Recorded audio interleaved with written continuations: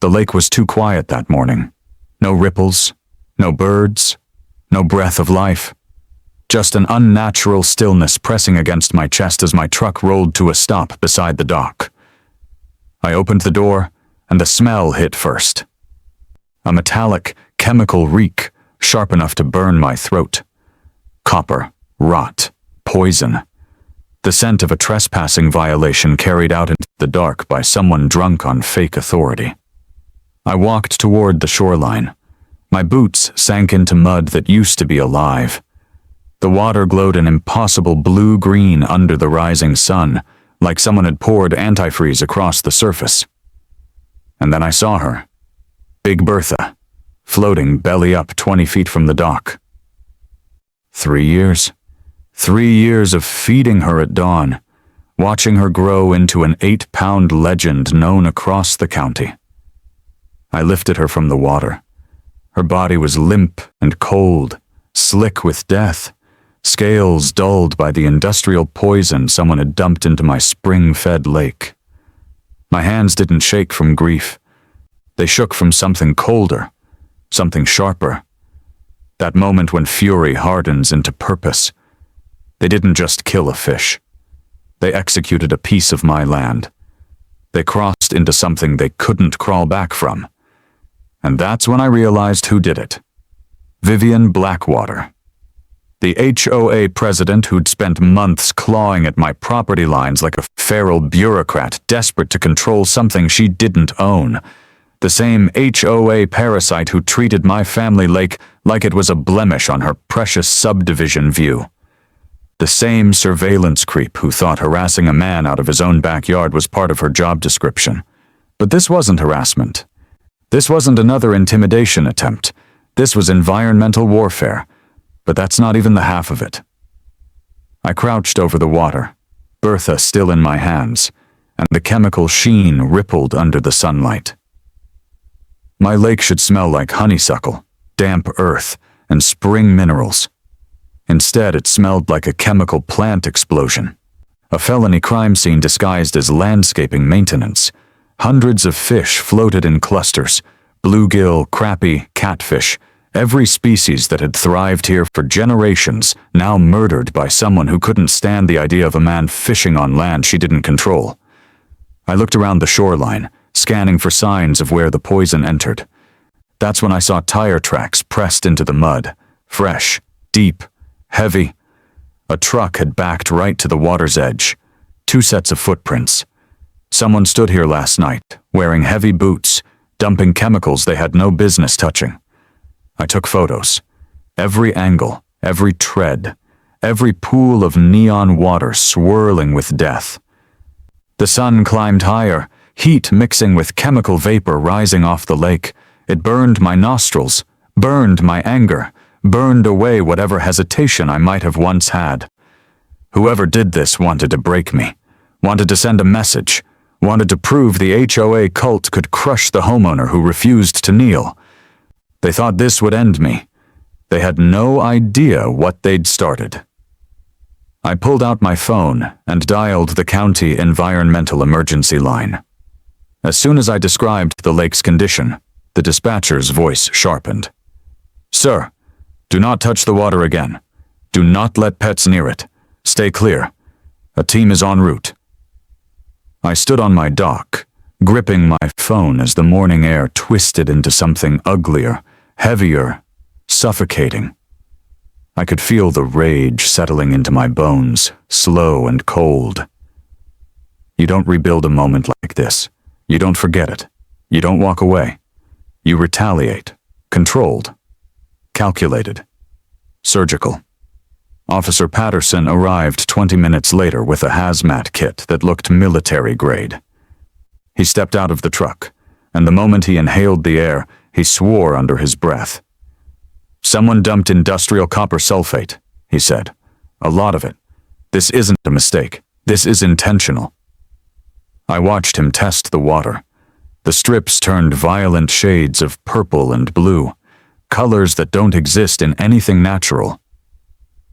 "This is felony-level contamination," he said. Voice dropped into something grim. We're talking multi-year sterilization. Whoever did this wiped out your entire ecosystem.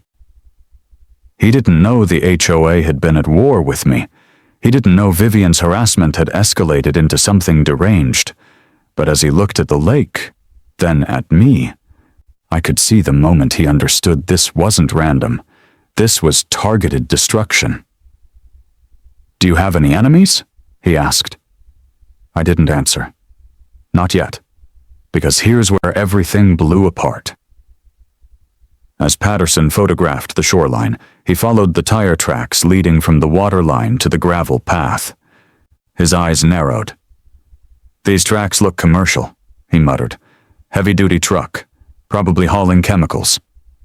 My pulse slowed, not sped up, slowed. Controlled dominance settling in, because I'd seen a similar truck before, parked outside Vivian Blackwater's home last month, a landscaping service contracted by the HOA. A landscaping service that didn't belong anywhere near my land.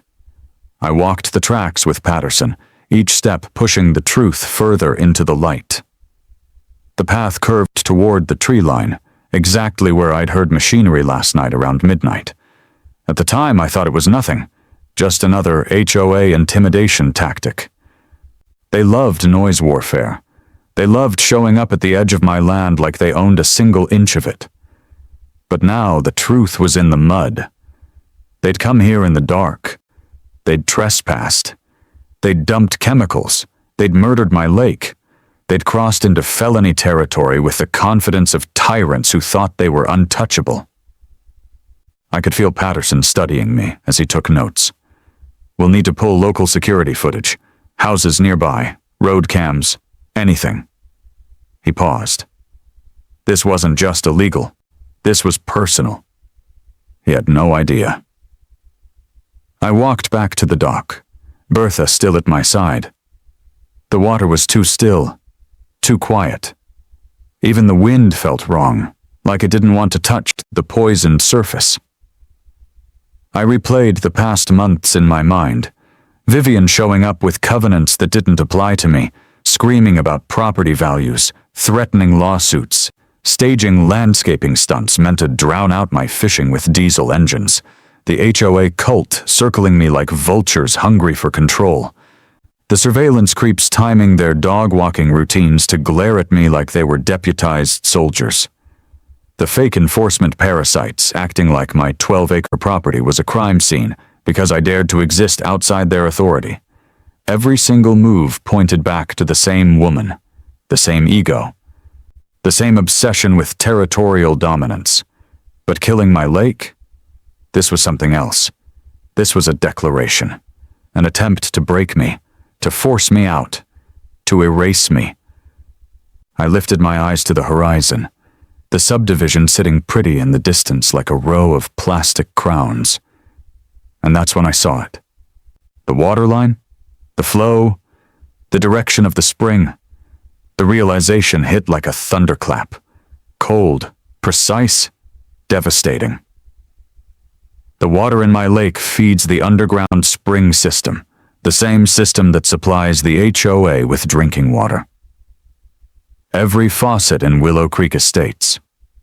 Every shower, every ice maker, every glass filled at breakfast. All of it comes from this lake. And now it was poisoned. My lake wasn't the only victim. My land wasn't the only target. The HOA hadn't just attacked me. They had attacked themselves. They were drinking from the same poisoned system. I stood on the dock with the corpse of the lake's greatest bass in my palm, and for the first time since dawn, something shifted inside me. Not rage, not grief. Something colder. Something heavier. Something final. They thought they'd destroyed me. They thought this was the end. But that was their mistake. This was the beginning. Before I go deeper, tell me, where are you watching from right now? And have you ever dealt with HOA parasites who thought they could control you? Drop it in the comments, because what happened next turned my quiet retaliation into a full-scale collapse of their entire HOA empire. The lake wasn't always a battlefield. Before the HOA cult built their McMansion kingdom around me, this land was quiet, loyal, mine. My grandfather bought these 12 acres in 1952, when tobacco fields still stretched across the county and neighbors waved instead of weaponizing paperwork. He laid the gravel path with his own hands, stone by stone, forming the walkway I still follow every morning. The dock he built still stands, weathered, sun-worn, carved by decades of footsteps and fishing lines. My earliest memories are tied to this soil. Cast your line straight. Let the water tell you when to move. Respect the land, and it will respect you back. That was how I learned to fish. That was how I learned to live. It was peaceful until the day developers started sniffing around like vultures searching for the one piece of land they couldn't buy. And because they couldn't buy it, they decided to surround it. Willow Creek Estates rose around me 15 years ago, a luxury subdivision carved into the earth like a monument to HOA arrogance.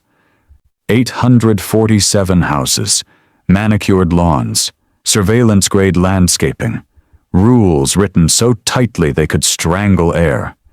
They offered me millions for my lake, promised country club partnerships, community amenity upgrades, prestige, all the buzzwords petty overlords use when they want what isn't theirs. I told them they could pave their clubhouse in hell. They smiled, stiff and offended, and built their empire around me anyway.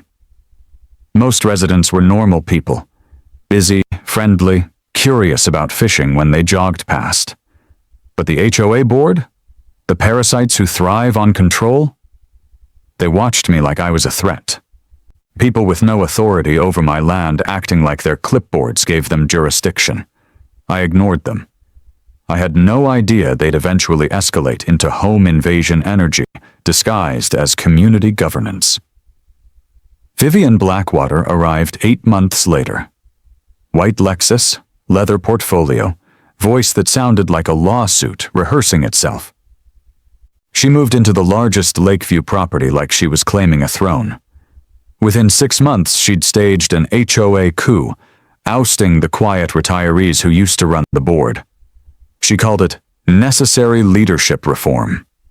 Everyone else called it what it was: hostile takeover by a suburban tyrant desperate for power. She started sending me letters first.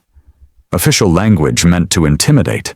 Claims that my grandfather's dock violated aesthetic standards created decades after it was built. Assertions that fishing activities were unsightly, disruptive, and damaging to the HOA's long-term property value goals. Her tone was always the same.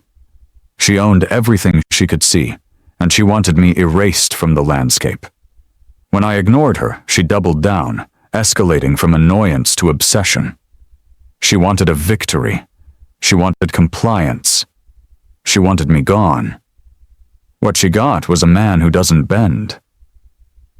The first time she confronted me in person, she approached like a prosecutor heading into trial. Clipboard clutched, heels clicking, chin lifted as if gravity didn't apply to her. "Your dock is not in compliance with neighborhood standards," she said. Neighborhood standards. As if my land was part of her little suburban dictatorship. I told her plainly that my property existed before her subdivision was even a drawing on a developer's desk. My deed predates their entire HOA charter. Their rules have no jurisdiction here. She didn't like that answer. People like Vivian never do. When they can't win with authority, they escalate with aggression. She filed a formal complaint with the county, claimed safety violations, claimed environmental concerns, claimed everything she could fabricate. The inspector came out, reviewed my grandfather's 1987 permits, and laughed. "You're good," he said, shaking his head. This is older than she is. The moment he left, I saw her watching from across her yard, lips pressed into a thin white line, anger simmering beneath carefully applied makeup. Villains don't need fangs. Sometimes they wear pearl earrings. But the intimidation didn't stop.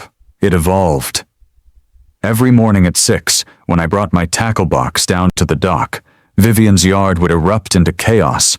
Chainsaws, leaf blowers, commercial mowers roaring at full throttle like a construction zone designed for psychological warfare. Her crew lined up along the property edge, blasting diesel fumes across the lake so thick they mixed with honeysuckle in the air. She'd stand on her porch, arms crossed, pretending not to see the harassment she orchestrated. Noise, pollution, disruption, all timed to my fishing schedule. The message was clear: your peace is mine to destroy. But she underestimated what kind of man she was dealing with. I've fixed electrical systems in hurricanes, worked rooftops in winter storms, fished through ice, heat, rain, and everything nature could throw at me. A bored HOA tyrant with a landscaping budget wasn't going to break me. The escalation grew uglier when she filed a lawsuit claiming my dock encroached 6 inches into community water rights. 6 inches. On land my family has owned for 70 years. She paid filing fees, hired a high-cost lawyer, tried turning her fantasy rules into real consequences. But her mistake wasn't the lawsuit. Her mistake was assuming I wouldn't fight back. I called Tom, my real estate attorney, and he nearly spit out his coffee laughing at her claims. Her covenants don't apply to you, Marcus, he said. She's swinging weapons she doesn't legally own. And that's exactly why she hated me. Tyrants crave obedience. They feed on submission. When you deny them that, their power shrivels. I became her obsession not because I was wrong, but because I couldn't be controlled. I knew then that this wouldn't end with letters or lawsuits. People like Vivian don't de-escalate. They escalate. They sharpen their claws. They shift from paper threats to strategic harassment. And that's exactly what she did. She weaponized the HOA Facebook group, posting vague complaints about a difficult neighbor refusing to follow community expectations. She never named me. She didn't have to. The gossip did the work for her. Suddenly I noticed fewer waves from joggers, more stares, more whispers.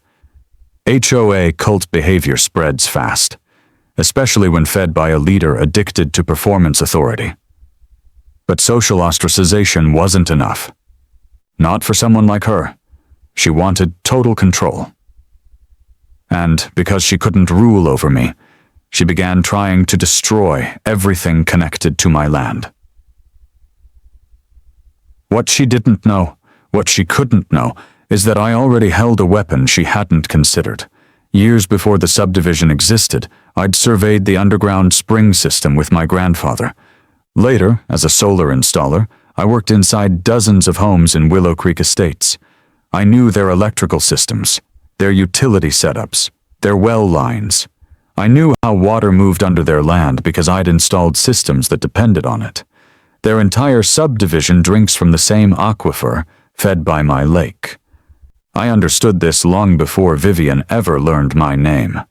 I never used that knowledge, never needed to, until the morning I stood over the poisoned water holding Big Bertha's corpse, until the moment the truth aligned in my head with precision. My lake fed their faucets, my spring fed their pipes. Their drinking water was tied to the land they'd been trying to sabotage. They were connected to me in a way the HOA never researched, and Vivian, so drunk on paperwork power, never realized that her attacks weren't just striking my land, they were ricocheting straight into her own kingdom. When I looked across the lake that morning, watching sunlight strike the poisoned surface, I thought about every arrogant smile she'd thrown my way, every threat, every fake violation, every attempt to push me off land she wished she owned. She believed she was untouchable. She believed she controlled the narrative. But here's where everything blew apart. The moment she poisoned my lake, she poisoned her entire subdivision. And she had no idea. Not yet. But she would. The HOA wasn't just a board. It was a cult with manicured lawns, a hierarchy of petty tyrants clinging to the illusion of authority. Vivian sat at the top of it like a self-appointed queen, clutching her leather portfolio like a royal decree. Beneath her were the clipboard parasites who lived for enforcement's season, the surveillance creeps who monitored neighbors through blinds, the wannabe cops who treated parking violations like federal crimes. They strutted through Willow Creek estates believing they held actual power, not realizing their authority evaporated the moment they stepped 1 inch onto my land. But their delusion made them dangerous. And Vivian fed that delusion like a bonfire. She gathered the weak-willed, the insecure, the board members who liked feeling important. She gave them jobs, titles, clipboards. Suddenly, these people believed they were gatekeepers of property purity. When they looked at me, they didn't see a man. They saw defiance. And defiance to an HOA cult is an unforgivable sin. It started with the weekly violation letters. She sent them with ceremonial drama, certified mail, gold seals, printed in ridiculous legal formatting that looked more like a court summons than a community notice. Claims that my dock was structurally unsafe. Claims that my fishing activity disrupted neighborhood tranquility. Claims that my land wasn't maintained to community expectations. All fabricated, all meaningless, all meant to intimidate. I ignored them. And ignoring a tyrant is the quickest way to trigger escalation. So she escalated. She mobilized her board like a swarm. They'd walk the perimeter of my property with clipboards, whispering like gossiping birds, writing down imaginary infractions as if they were federal agents documenting a crime scene. None of them had jurisdiction. None of them had courage. But they had Vivian's blessing, and that gave them enough arrogance to act bold. Even from a distance, I could feel their resentment, because nothing enrages an HOA more than a homeowner they cannot control. The noise harassment became their favorite weapon. Every morning at 6 sharp, her landscaping crew, funded by HOA dues, launched a coordinated assault. Chainsaws revving inches from the property line. Leaf blowers blasting non-stop with hurricane intensity. Industrial mowers shredding the quiet morning into a battlefield soundtrack. The fumes drifted across the lake like poison, mixing with the natural air until the entire shoreline smelled like gasoline wrapped in entitlement. I'd sit on my dock anyway, fishing rod in hand, refusing to react. That's what infuriated her the most.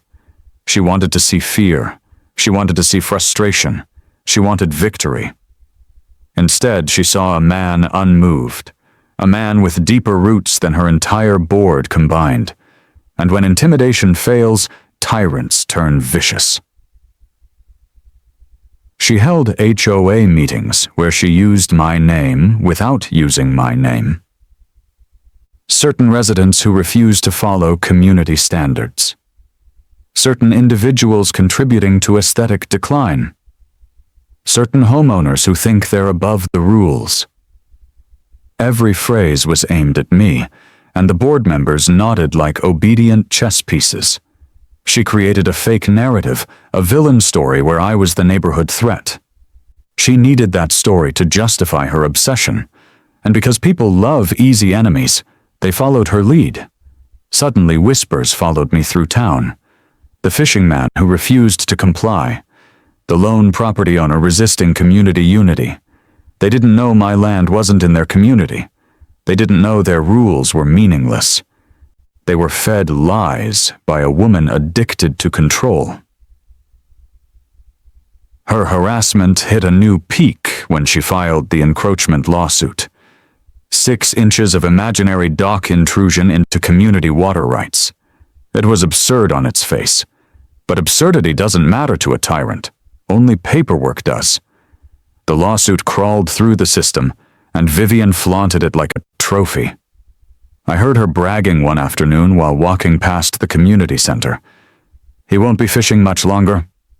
Her voice dripping with triumph she hadn't earned. She believed the system would work in her favor because it always had. HOAs thrive on homeowners folding under pressure. Most people cave. Most people comply. Most people surrender their peace to avoid conflict. But I am not most people. And the one thing Vivian never prepared for was someone who didn't break.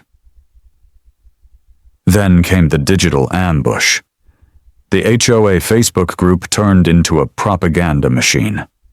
She wrote long, dramatic posts about a belligerent neighbor threatening the peace of the subdivision.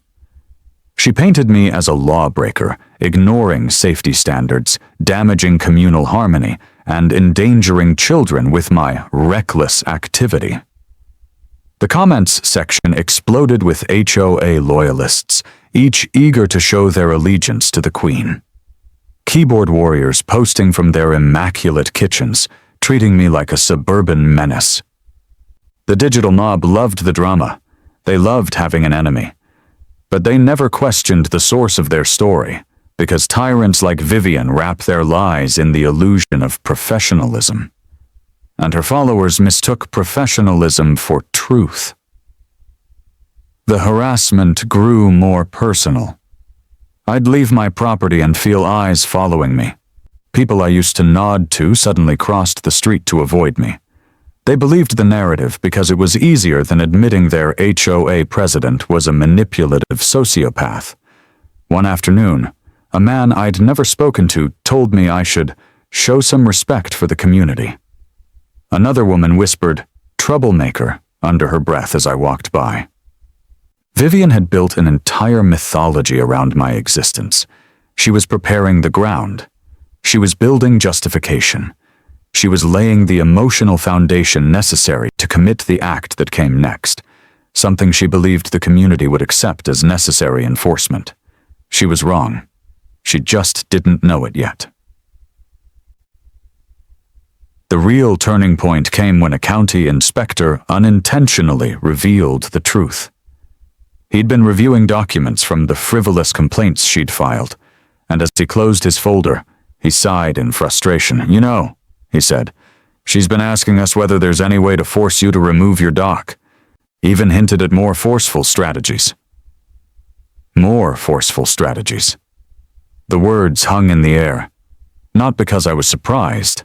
Vivian had been spiraling for months, but because it confirmed what I'd already sensed.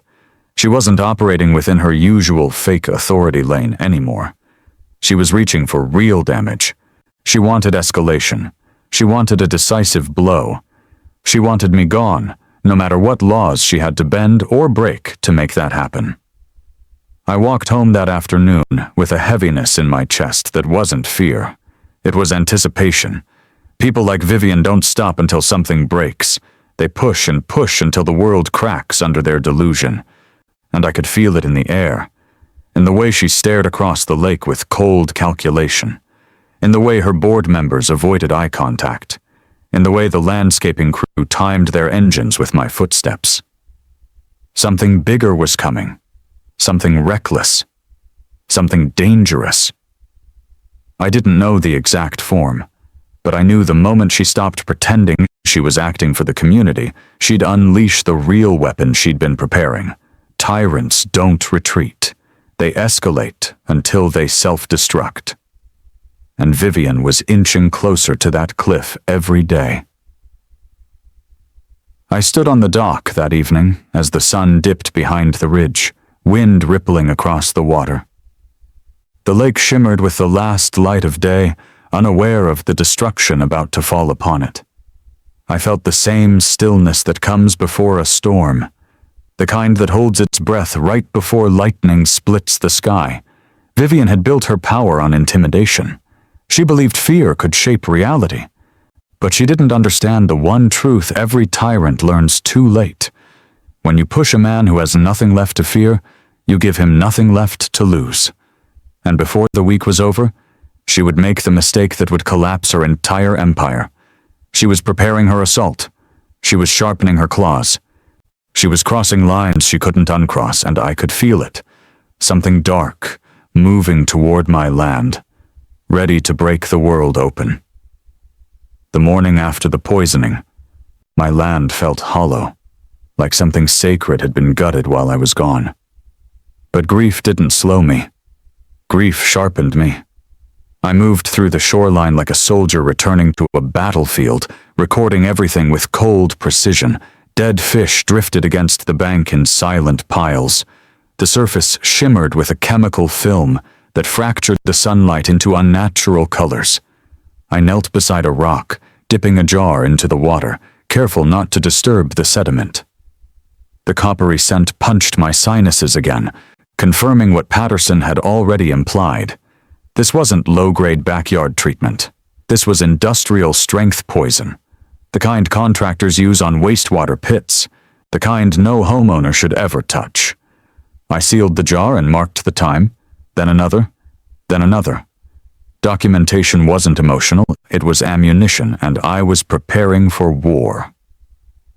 Patterson returned with a full hazmat unit by midday.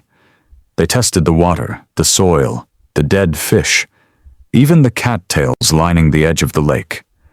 Their instruments beeped in angry tones, flashing warning colors, registering chemical saturation so high one of the techs muttered, "Jesus Christ," under his breath. The contamination wasn't accidental. It was calculated. It was dumped in concentrated form and allowed to disperse through the lake like a slow-motion bomb. "This wasn't someone screwing around," Patterson said, standing beside me with a clipboard thicker than a legal binder. "This is felony destruction of an ecosystem.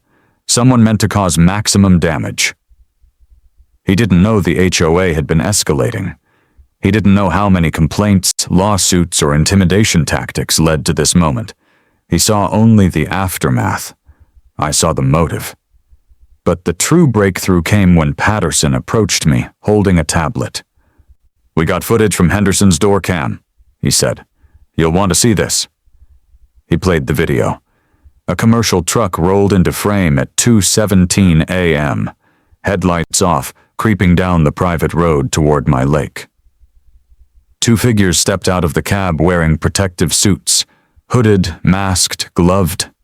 Not homeowners, not teenagers, professionals.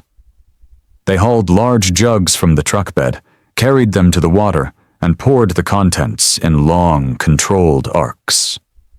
The chemical glittered under the weak moonlight, like a malignant ribbon. At 2:43 a.m., they climbed back into the truck and left the same way they'd come. 26 minutes to murder 70 years of natural life. I watched the screen with no emotion, only cold understanding. Someone hired experts. Someone paid for industrial-grade toxins. Someone believed they were untouchable. And there was only one person in this neighborhood arrogant enough to orchestrate an operation like this. I didn't go inside after the footage. I walked the perimeter instead, tracing the path of the poison. The water lapped against the shore in dull, lifeless waves like a dying heartbeat. Every step deepened my resolve. When people believe they hold absolute authority, they commit atrocities with a steady hand. Vivian had spent months grooming her board, her community, her own ego into believing she was anointed ruler of this land. Poisoning my lake wasn't a slip. It was the climax of her delusion. But while she waged a war of intimidation, she made one fatal mistake. She forgot the part of the story she never bothered learning. The lake, the spring, the aquifer, they all belonged to me. When Patterson left, I drove straight to the county courthouse. The basement was cold, dusty, and lit by flickering fluorescents, but I'd been here before. My grandfather taught me how to navigate deed records before I could drive. "Paper is power," he used to say. People can lie. Documents can't. I pulled the box that held my family's deed history. Pages yellowed with age, edges curled, ink that had outlived decades. The original document was buried under layers of modern nonsense, tax updates, boundary notations, clerical reorganizations. But then I found it. The 1952 deed transfer, heavy language, legal jargon, formal script. And then the paragraph that changed everything, including all water rights, surface and subsurface, to underground spring system and tributaries thereto in perpetuity. That one sentence hit me like a hammer. Permanent, irrevocable, absolute. My grandfather hadn't just bought land. He bought a water empire, and Vivian had just contaminated it. I leaned against the desk, holding the deed in both hands, feeling the weight of decades shift onto my shoulders. The spring system beneath Willow Creek Estates wasn't just a natural resource. It was mine by law, by record, by inheritance. The HOA had been using my water supply for 15 years without permission, without compensation, without knowing they were trespassers every time they turned on a faucet. Their drinking water flowed from the same aquifer fed directly from my lake. And now the poison dumped into my property was traveling through limestone channels toward their pristine wells. They had launched an attack without understanding the battlefield. They struck what they thought was my weakness, when in reality they'd exposed their own vulnerability. My anger hardened into precision. This wasn't retaliation anymore. This was structural advantage. I called Tom from the courthouse parking lot, the deed still clutched in my hand. When he answered, I didn't start with a greeting. "Tom," I said, "I own the water under every house in Willow Creek Estates." Silence. Then a soft exhale. "Marcus," he said finally, "you're holding a nuclear weapon disguised as a property document. And if Vivian's responsible for that contamination—" He didn't finish the sentence. He didn't have to. The implications were catastrophic, not just for her, for the entire subdivision. The water crisis was no longer a hypothetical scenario. It was a legal earthquake, and the aftershocks were already traveling. When I got home, I assembled evidence like a prosecutor preparing for a trial. Photos of tire tracks, videos of the poisoned lake, jar samples labeled and time-stamped, environmental reports. The doorbell footage Patterson sent me digitally, copies of the deed, historic water maps, everything forming a single, devastating narrative. An HOA president who escalated harassment into environmental warfare without understanding the legal infrastructure she was tampering with. But I needed expert reinforcement, not speculation, not emotion, scientific certainty. The next morning, Dr. James Mitchell arrived. A hydrogeologist with the demeanor of a surgeon and the precision of a machine. He spent 4 hours mapping the spring system using equipment that hummed like a living organism. Sensors, probes, scanning tools that revealed the unseen pathways beneath the ground.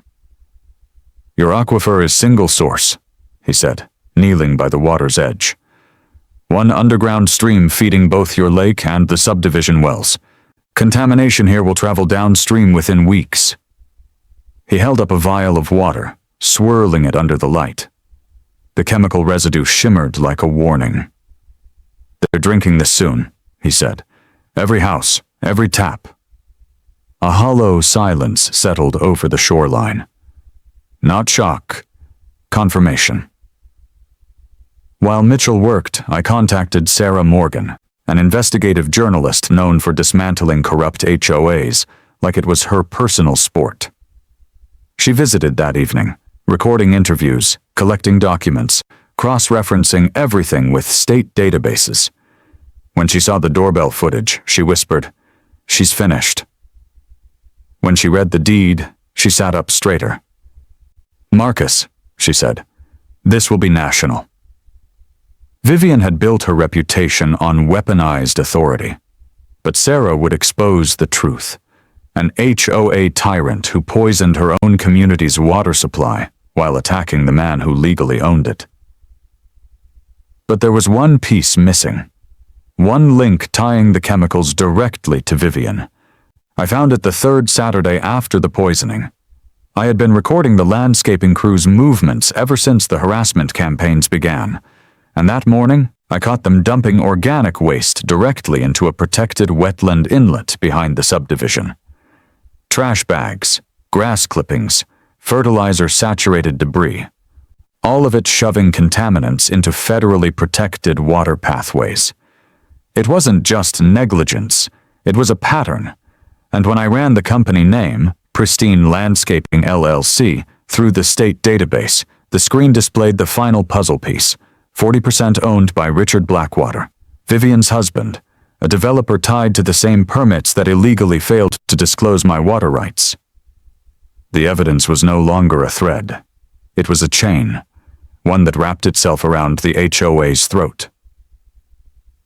I filed everything with the EPA, State Environmental Enforcement, and county prosecutors. I expected a slow response. Bureaucracy usually crawls. But the moment they saw the footage, the chemical reports, the evidence trail, they accelerated into something faster, sharper, deadlier. The EPA opened an emergency investigation. County officials launched a criminal inquiry. Civil liability became inevitable. And the contamination? It was spreading. The irony was thick enough to choke on.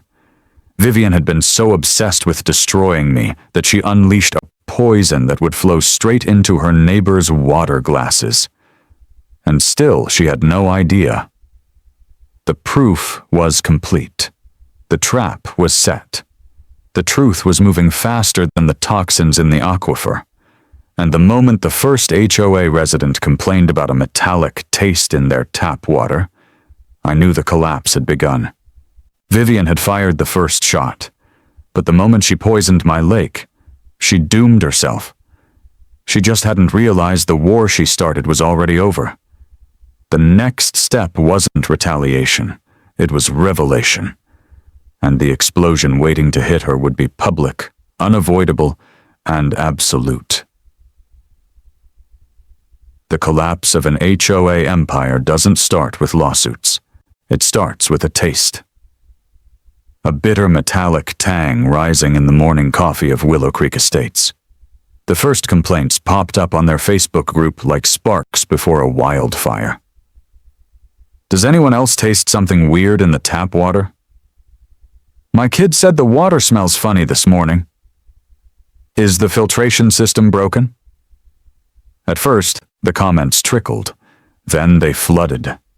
Parents posting photos of murky water, neighbors comparing discoloration.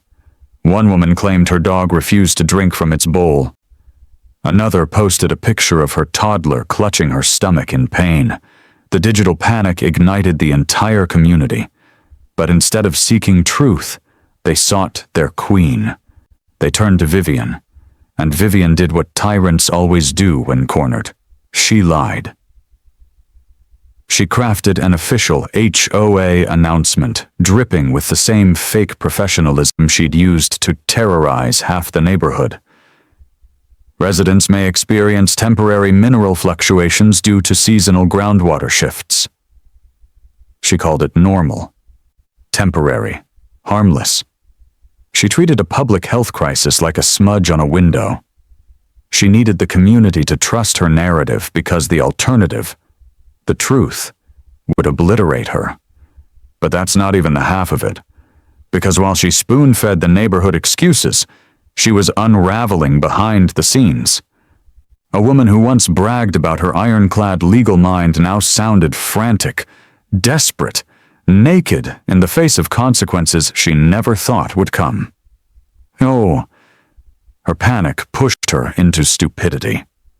She called Clearwater Solutions, the same company whose truck appeared in Henderson's footage, and offered them $10,000 cash to destroy their service logs.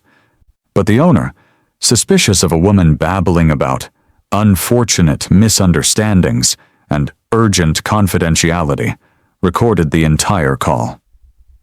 Her voice crackled through the audio with the tone of someone drowning in the mess she created. "I need this paperwork to disappear," she hissed. "Lose it, shred it, burn it, I don't care." She thought she was covering her tracks. Instead, she created another felony: obstruction of justice. But she didn't stop there. Tyrants never stop at the first crime when they feel their power slipping. She hired a private investigator, an amateur calling himself a risk mitigation specialist, to follow me around town. He trailed my truck, snapped photos of me in stores, questioned clients about my business, tried digging up dirt to twist into lies she could weaponize. But he wasn't subtle. I caught him trying to break into my truck one afternoon outside the hardware store. He jiggled the door handle twice before I stepped from the aisle inside, watching him through the glass. He didn't even notice until the police arrived. His license was already on probation. It didn't survive the arrest. Vivian's desperation was so loud it echoed. But while she scrambled, the contamination crept further into the aquifer. More families reported stomach pain. More complaints landed in the county health inbox. A pediatrician submitted a formal report about increased cases of gastrointestinal symptoms among children in the subdivision. The county health department flagged it, then forwarded it, then escalated it. That's when the EPA stepped in. They arrived in a convoy of white vehicles, moving with the cold efficiency of people accustomed to cleaning up disasters. Their equipment looked like it belonged in a classified facility. They tested wells at random, then not at random. They mapped the aquifer. They traced flow patterns. They connected contamination points. And by midday, they had their answer. The chemical signature matched the compound dumped into my lake, and the spread pattern followed the underground spring system exactly as Dr. Mitchell predicted. The subdivision's drinking water was compromised. The shockwave hit like a bomb. Within hours, the EPA posted an advisory warning residents not to drink, cook with, or bathe in tap water until further notice. Property values plummeted. Real estate listings vanished. Buyers backed out of contracts. The neighborhood's polished facade began peeling like rotted paint. Vivian didn't sleep that night. Several neighbors reported hearing her screaming in her driveway. Her husband moved out the next day, taking their kids and filing for separation. Not because of moral outrage, because of liability. He wasn't about to let her crimes swallow his financial future. 3 board members resigned within 48 hours. Her lawyer, once her loyal bulldog, dropped her as a client, citing ethical conflicts. Everything she built crumbled beneath her heels. But she still clung to the illusion of control like it was her oxygen supply. She called an emergency HOA meeting to address the misinformation crisis. It was held in the community center, hot, cramped, and packed with 80 furious homeowners demanding answers. The air smelled like stale coffee and panic. Parents waved medical bills. Elderly residents shouted about symptoms. Some accused the HOA of covering up the contamination. Others shouted about lawsuits. Vivian arrived in a designer suit, makeup flawless, hair perfectly curled, as if she believed presentation could still save her. She stood at the podium and lied through her teeth about infrastructure problems, mineral interference, and seasonal fluctuations. She denied everything. She dismissed concerns. She gaslit an entire room of people whose children were getting sick. Her voice trembled beneath the surface, but her arrogance held it upright. Tyrants always choose denial over accountability. Then a board member, Patricia Morgan, asked the question that cracked the room open. "Vivian, what was the $3,500 landscaping expense last month?" Silence. Vivian froze. Someone in the back muttered, "That better not be related to this mess." She tried sidestepping the question. Patricia asked again, louder. Then louder still. Vivian snapped. "It was routine maintenance," she barked. "And if any of you spread rumors about me, I will sue you personally." The room erupted, her mask ripped. Everyone saw the tyrant beneath the veneer. The walls closed in on her in real time. And she still didn't know I owned the water under every house in that room. That revelation came at the community-wide emergency meeting 1 week later. 200 people packed the building. News crews lined the back wall. Deputies stood near the exits. EPA agents sat in the front row, stone-faced. Vivian sat on stage, pale, hollow-eyed, hands shaking beneath the table. Patricia called the meeting to order.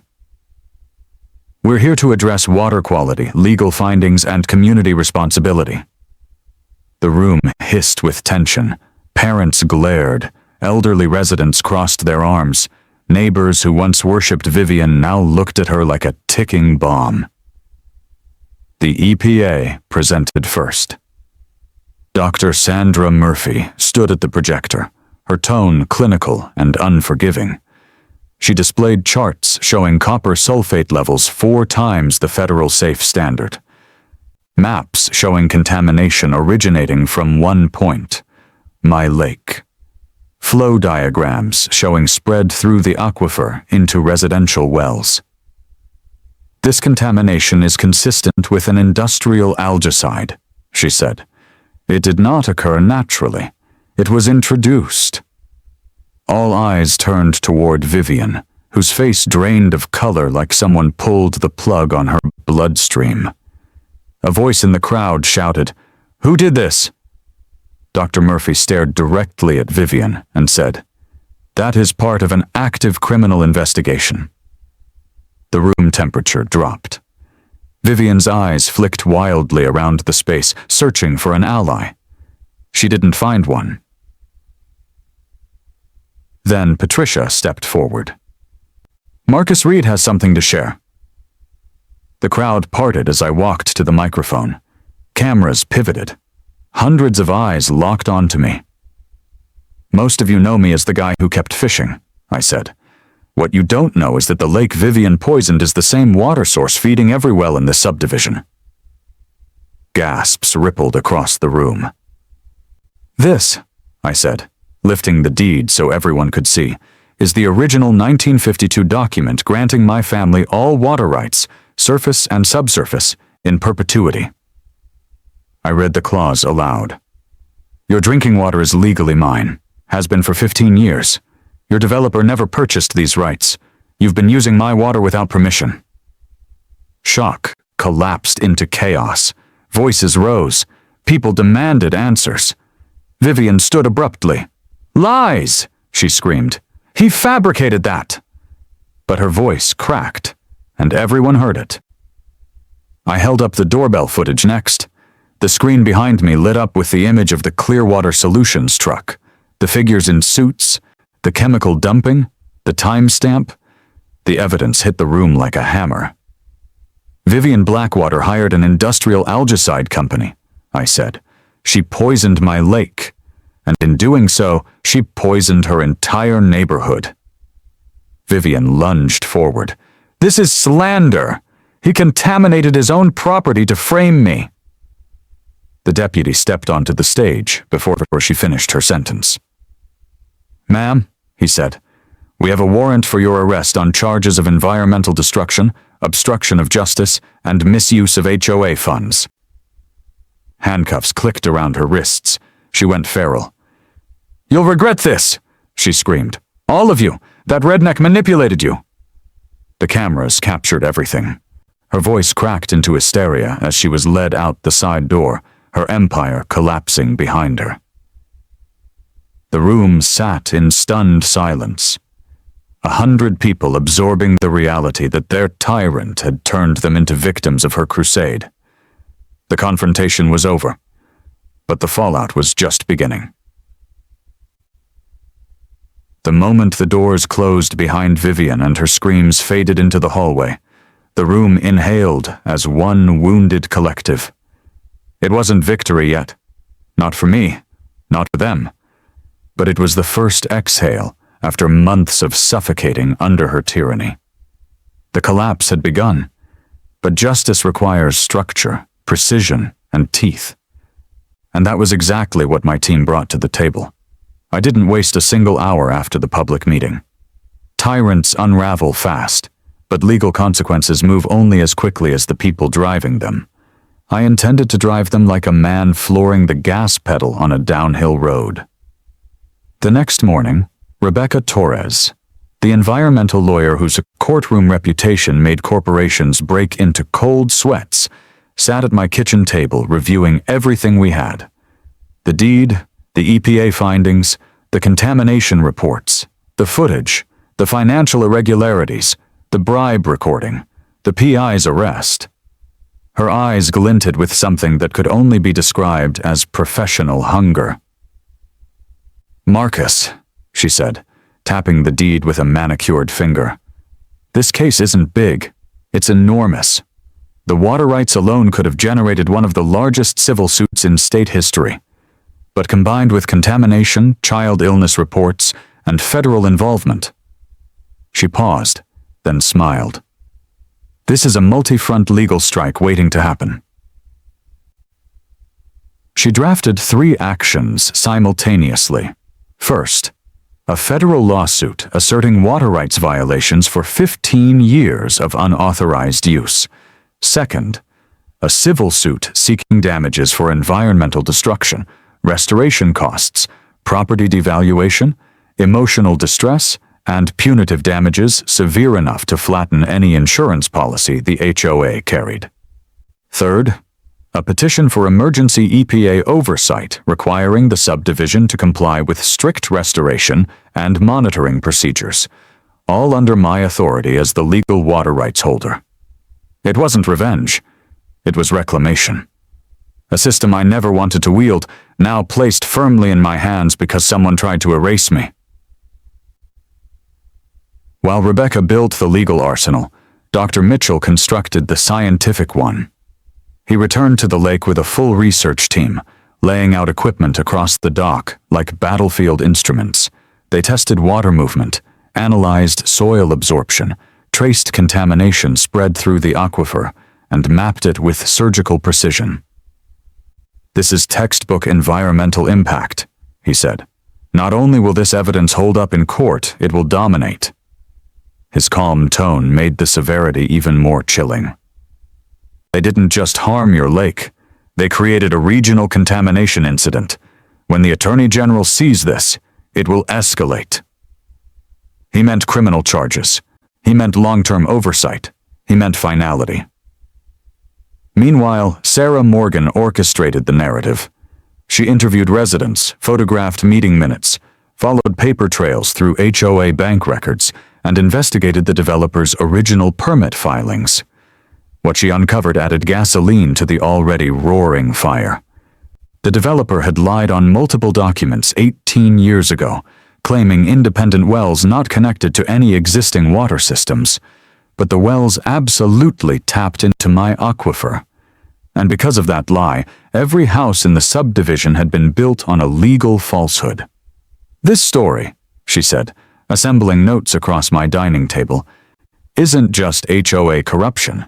It's environmental negligence tied to fraudulent development and a president who poisoned her own community in a personal vendetta. This is national." She coordinated interviews with networks who had already flagged the case after footage of Vivian's arrest went viral overnight. Her meltdown spread across social feeds like wildfire. That alone guaranteed the country would be watching.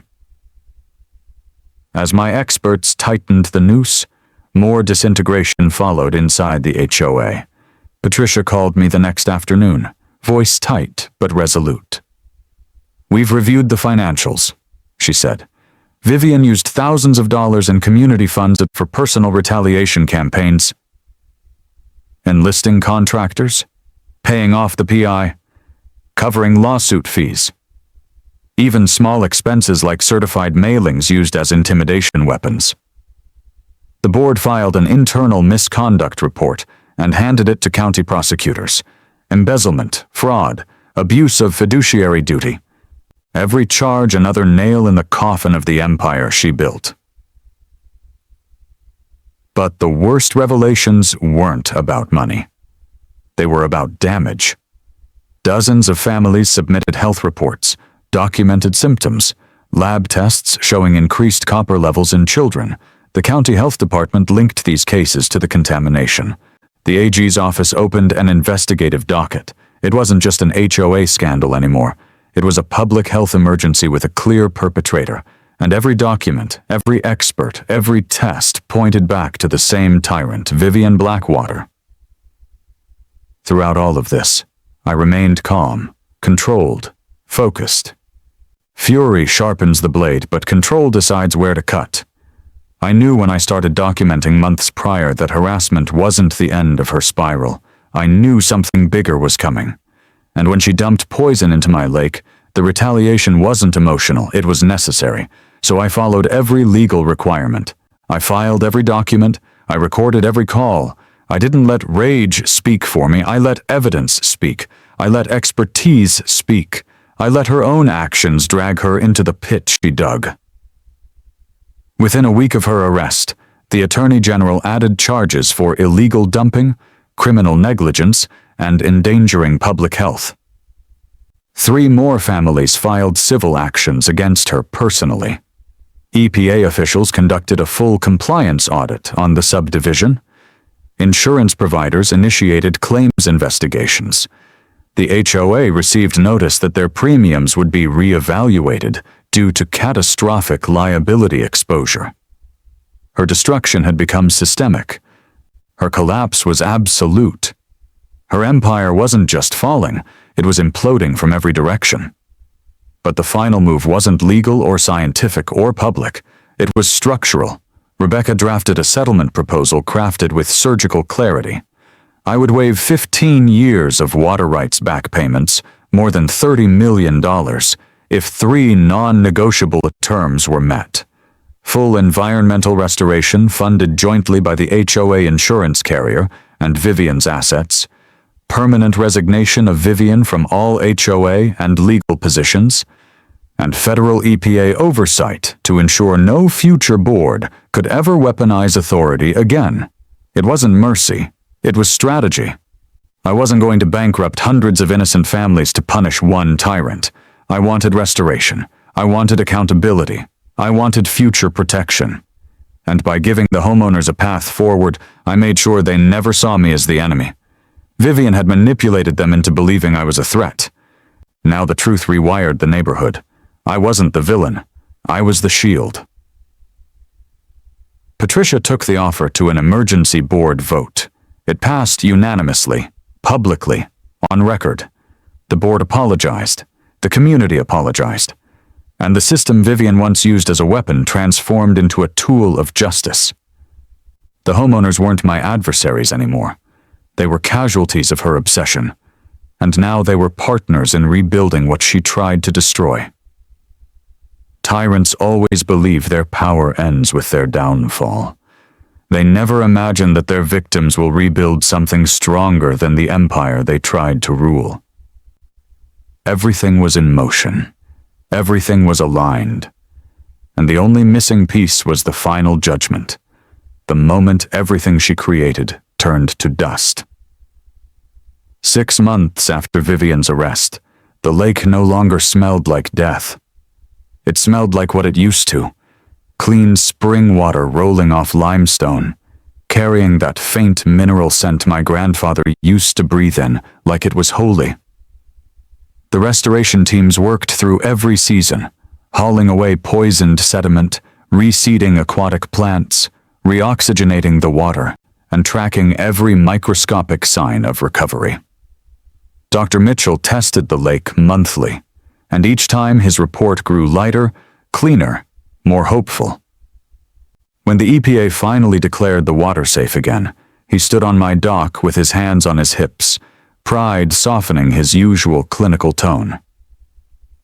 "Most ecosystems don't recover this fast," he said, "but this lake wanted to live."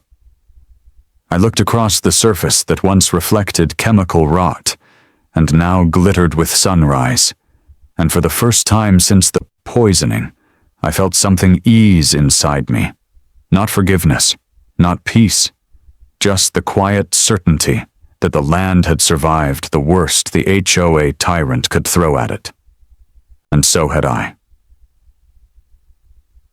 The day the agency delivered the final clearance report, a truck pulled up with insulated tanks filled with tiny native bass fingerlings. They wriggled like silver sparks against the plastic. When the crew released them into the shallows, they darted through the water with frantic new life. The surface rippled with beginnings. Watching them swim reminded me of Big Bertha and how she used to tap the dock beams each morning waiting for breakfast. I felt her absence still, but seeing her descendants flicker beneath the water made the grief settle differently. Less like an open wound, more like a scar with purpose. The lake wasn't just alive again. It was defended now. Protected by law. Protected by eyes. Protected by a community that witnessed what happens when power intoxicates a person enough to commit environmental violence. The settlement created more than restoration. It created transformation. The Grandfather's Lake Environmental Trust, funded by the $250,000 in restitution from Vivian and the HOA insurance payout, became a county-wide educational program. Schools brought classes twice a month. Children stepping off buses with notebooks and wide eyes, learning about ecosystems, water rights, conservation, and how a single act of ego can poison an entire community. Teachers led lessons on the shoreline. Kids sketched dragonflies returning to the reeds. Some of them asked about the poisoning. I didn't hide it. They needed to know that negligence and power abuse have consequences. The trust wasn't built to glorify the damage. It was built to ensure no one ever repeated it. But the true cold victory was Vivian's downfall. The woman who strutted around the neighborhood clutching her clipboard like a sword now spent her days in a federal prison, serving time for environmental destruction, dumping violations, obstruction of justice, embezzlement, and public endangerment. 3 years behind bars, 5 years probation, $75,000 in personal restitution, 200 hours of mandated waterway cleanup after release. Her real estate law license, gone. Her reputation, obliterated. Her marriage, collapsed under the weight of her crimes. The HOA she once ruled with an iron manicure, restructured entirely. Every board member who supported her stepped down or was voted out. The new board implemented transparency measures she would have called insubordination. Financial oversight, mandatory member voting on major expenses, anti-harassment protocols, limits on discretionary authority. They rebuilt themselves in opposition to everything she stood for. The most unexpected shift came from the neighborhood itself. The same people who once glared at me in grocery aisles now waved from their porches. The same residents who once believed her lies approached me with thanks, apologies, questions about water testing, offers to help with the lake. And in a move no one predicted, I opened the shoreline to them. Under strict management, supervised fishing became part of the Trust's programs. Families came on Saturdays. Kids learned to cast where I once learned with my grandfather. The laughter that drifted across the water wasn't mine to keep, but it wasn't meant to be. The lake had room for more voices now, and none of them belonged to tyrants. My business grew too. Solar clients trusted me more after seeing what I endured. People reached out for help navigating HOA harassment. Some needed legal direction, others technical advice, others simply needed someone to remind them they weren't powerless against a clipboard and a committee. I became a reference point, a man who didn't just survive an HOA war, but rewrote the rules on how to win it. Sarah Morgan's national article turned my story into a case study. A podcast series followed. Then a state Senate bill inspired by what happened here.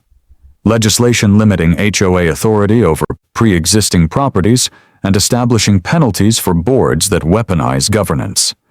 Vivian's tyranny became a catalyst for reform far beyond our county lines. But the real ending wasn't in courtrooms or classrooms or newspaper columns. It was here, on the dock at sunset, where the world quieted just enough to let the water speak. Sandra and I sat side by side most evenings, legs dangling over the edge, watching young bass leap at dusk the way their ancestors once did. The wooden planks were smoother than last year, worn by restoration teams and school groups and time itself. The air smelled like honeysuckle again, unspoiled and precise. Dragonflies skimmed the surface. Cypress branches swayed. The lake was alive. The land was steady. The quiet was finally real again. Vivian spent months trying to destroy me. Instead, she destroyed herself. The community she manipulated rebuilt without her. The laws she ignored were strengthened because of her. And the water she tried to weaponize against me became the very force that exposed her crimes. Victory wasn't loud. It didn't need to be. It simply existed, like the steady current beneath the dock, patient and undeniable. One evening, as the last light bled into the water and the world settled into silence, I exhaled. The lake mirrored the sky, the past mirrored the lesson, and the final truth settled into the air with the weight of stone. The HOA went dead silent.